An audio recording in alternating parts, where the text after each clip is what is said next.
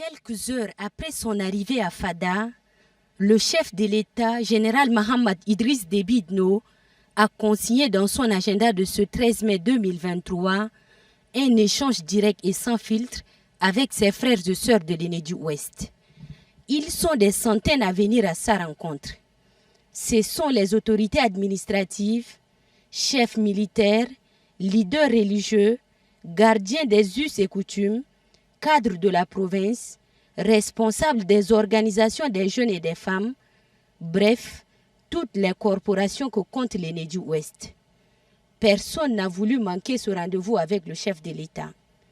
C'est le gouverneur de la province, général Ahmad Kardayo Hissène, qui s'est fait le porte-voix des interlocuteurs du président de la République.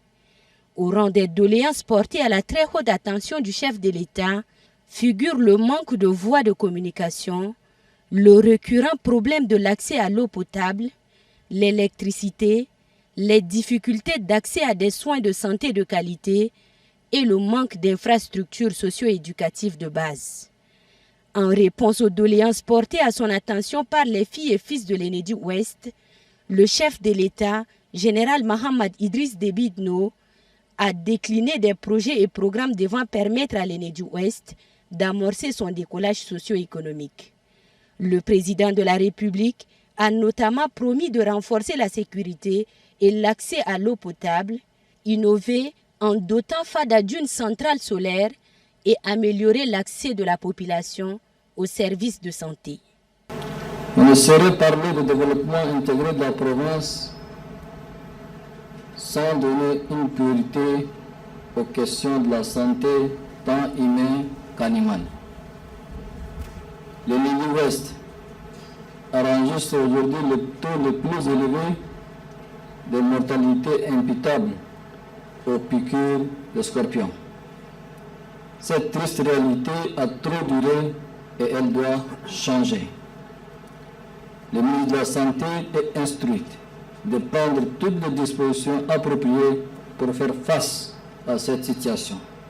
À l'instar de plusieurs provinces dans notre pays, le Nili-Ouest bénéficie et bénéficiera de plusieurs structures sanitaires pour mieux répondre aux besoins à la matière. La visite du président de la République, général Mohamed Idriss Déby Itno à Fada, et ses fructueux échanges avec la population lui ont permis de prendre la mesure des défis et des préoccupations des Tchadiens vivant dans cette province. Cette visite a également été l'occasion pour le président de transition de renouveler son engagement en faveur de la consolidation de la paix et de la stabilité dans le pays, ainsi que de la construction d'un Tchad nouveau. Le développement de la province passe également et nécessairement par le développement de l'éducation, la modernisation du tourisme qui constitue cette belle province une grande ressource de création de richesses et d'emplois pour les populations locales. La province possédant des sites inscrits à la liste du patrimoine mondial de l'UNESCO, le secteur du tourisme est appelé à se moderniser afin d'attirer davantage de touristes au grand bénéfice de la population. Mais disons-le sans ambiguïté, pour que l'essor du secteur du tourisme devienne une réalité, il faut que les touristes qui visitent la province se sentent en sécurité et aient les conditions nécessaires d'un séjour touristique mémorable.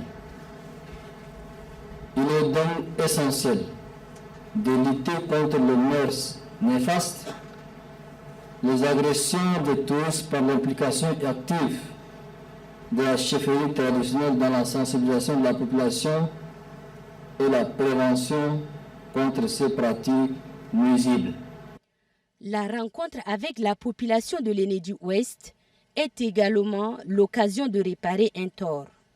Je voudrais relever que nos frères chrétiens ont acheté un terrain de 10 lots pour y construire une église.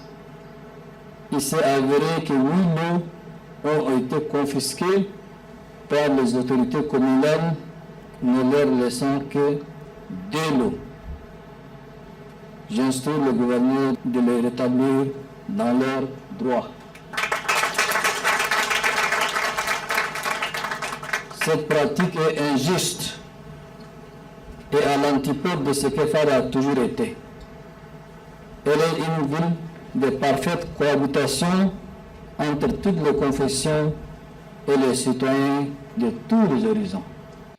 Une ressortissante ayant posé un acte salvateur qui a consisté à la construction d'une structure éducative a été félicitée par le chef de l'État qui a en outre demandé aux autres cadres de la province de la soutenir et de lui emboîter les pas.